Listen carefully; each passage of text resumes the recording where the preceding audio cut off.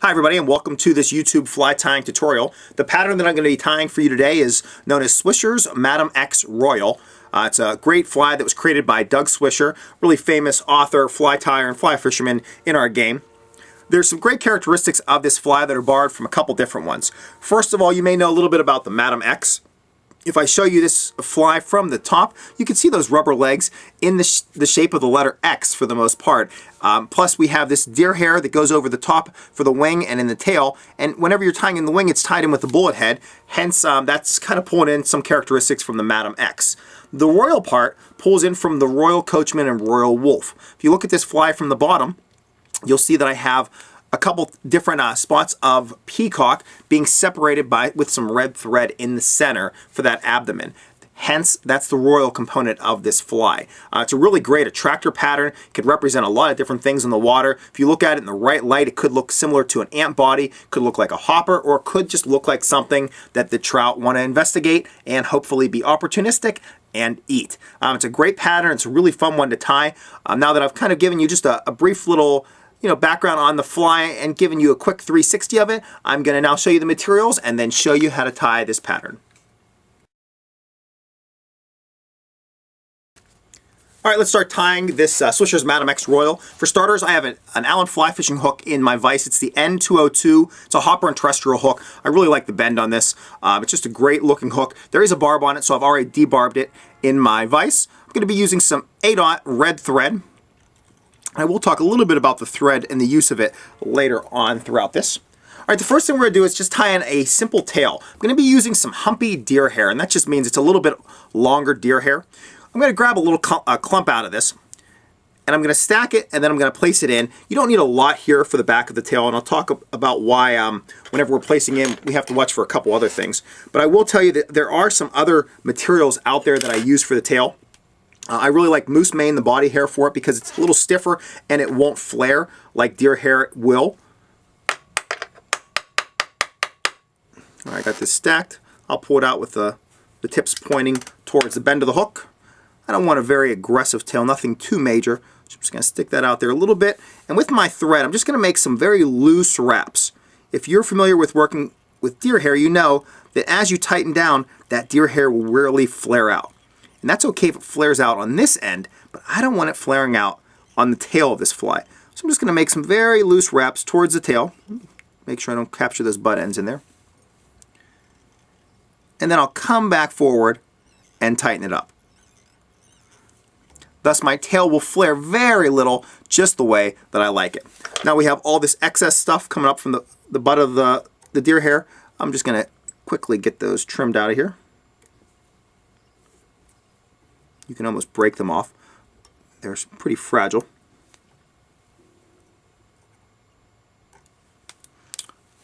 Okay, and then I'm just going to go back one more time. Just put a couple more loose wraps in there just to really ensure that those deer hair fibers are looking the way that I want them.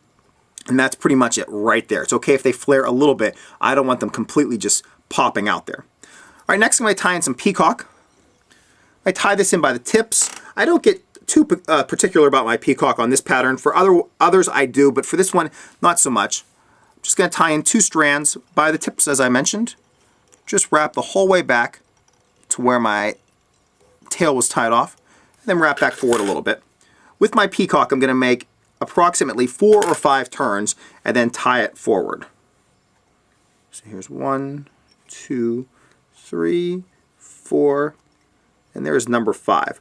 So just bring my thread back a little bit just to catch up with this peacock. Lock it in place with just a couple wraps. Then I pull it forward and make just some very loose general wraps so that peacock goes forward, so it's kind of waiting there to be used again. Now we have a couple different things that we can do here. I'm going to show you the easiest. The easiest for me is simply to extend my thread. So I'm just going to give my bobbin more thread and start wrapping back to create that red portion between those the two spots of peacock. Now this is something that will take a little bit more time with 8/0 thread. If you're using 6/0, it will go a little quicker. If you want to tie in a piece of red floss, it will definitely go quicker yet. So it's really up to your discretion how you do this. The reason I extended my thread out is simply because I want to be able to get it over the edges of this peacock as I'm wrapping. If you keep it in tight, it will just grab onto those peacock, it'll twist them, and they'll look a little bit crazy. I'm not sure how long this took me. I'm pretty much finished building up this red portion, but I would bet it took approximately 30 seconds, and I was talking. I'm just going to take my peacock, kind of lock them so they're placing it in an up position or an upright, and then do the same thing and wrap them about 4 or 5 times forward. If you go a couple extra, that is actually okay. So whenever you finish tying, if you look at on mine and you notice that the front peacock, the peacock that's closest to the eye of the hook, has a few more turns in the back, that's all right, because those will get matted down with my deer hair.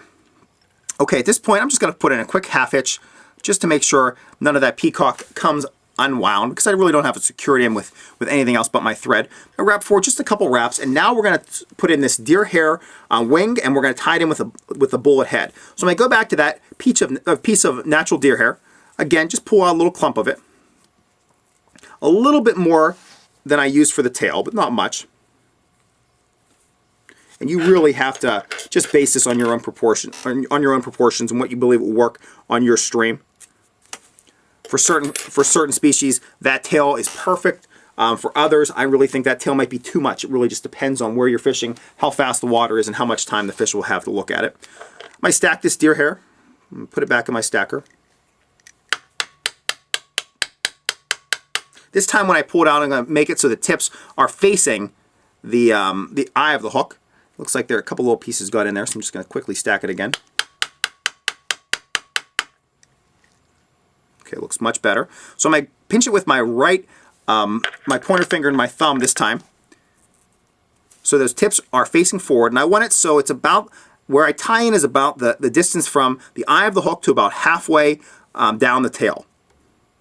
So that's the point where I'm going to tie in, and this is the tricky part of this entire pattern. When I tie in, I'm going to use the pinch method and just do a couple very gentle wraps towards the eye of the hook. I'll be applying slight pressure, but not a lot of pressure. For the same reason as before, it's okay if they flare, I just don't want them flaring too close to the back portion, because if they do by the back portion, it'll be very difficult for me to trim all of those fibers on the butt away.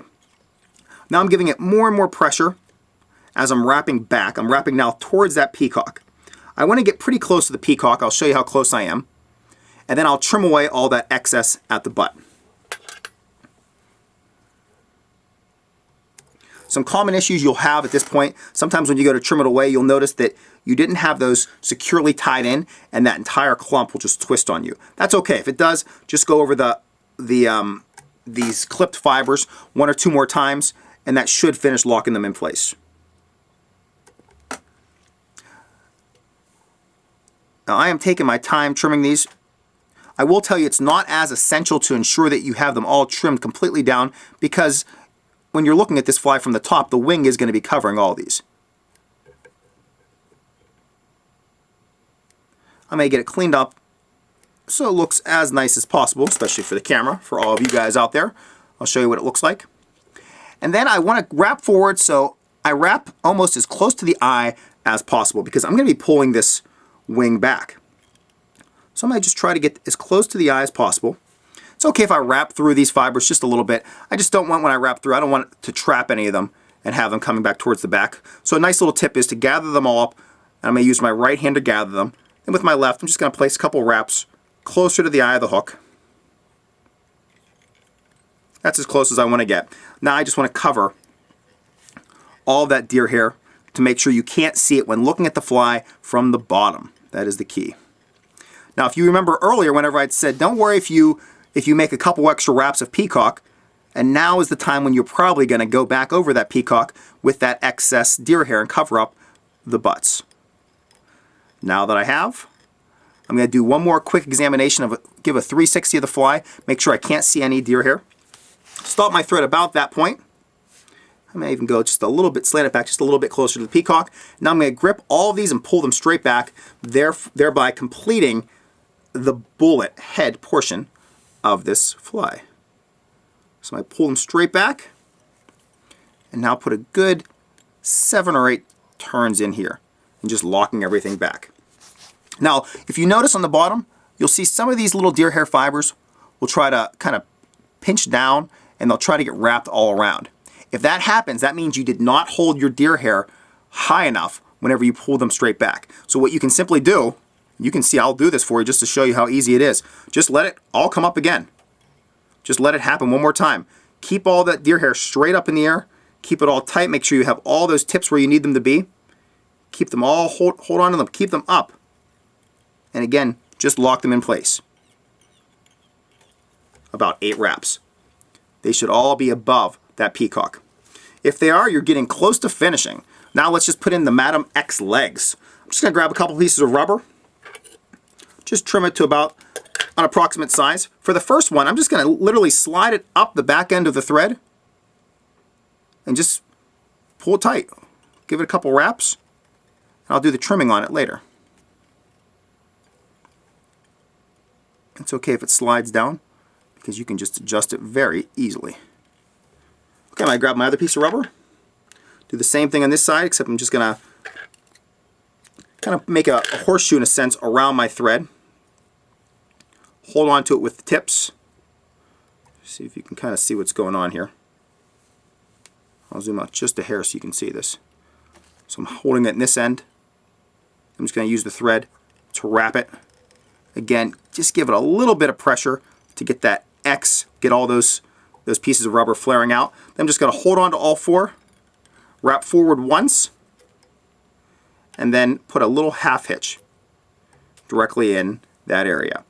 Looks like I may have caught a leg. No biggie. Now I have them all locked. I can extend my thread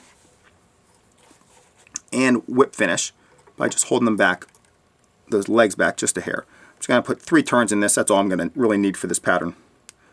If you want to apply head cement, you can. Typically, I won't for this attractor. Okay, I have everything trimmed. I have my thread off of the fly. I just trim back my legs just a hair. I trim them just a little bit at a time, just until I get them into that X that I like. I prefer to keep them a little bit longer, then I can always make modifications on the stream if they seem to be prohibiting the fish from really taking this fly into their mouth. So this is a great looking pattern. If I could recommend anything to you, I would recommend varying it just by a few of the materials. Possibly instead of using the black rubber legs, you can try other colors. Don't be afraid to play around with chartreuse, brown, white. Really, a sky is the limit. And the same thing goes for that thread color in the middle, or for floss if you decide to use it. Red is really the traditional color, hence that royal name of this pattern. But if you want to go with chartreuse or another bright, vivid color to just really get some attention, go for it. And then finally, that tail of the fly. You know, as I mentioned earlier, I like my tail to look just this way for this pattern, but if you want a little bit more of a slender tail, try using moose mane. Or if you feel that you're not proficient in using deer hair yet, and it just really seems to be splaying all over the place, you know, try out a few different materials and see what happens. Well, to finish this up, first of all, thanks go out to Allen Fly Fishing for the use of their N202 pattern. I tied this, their N202 hook. I tied this pattern on a size 14, though you can really just vary it depending on the stream that you're going to be fishing. You can find these hooks at allenflyfishing.com. And also, and especially, thanks go out to all of you for viewing this fly tying tutorial. If you have any questions or comments, please feel free to leave them directly on this YouTube page, or you can email me at tcamisa@gmail.com. All right, thank you again, everybody.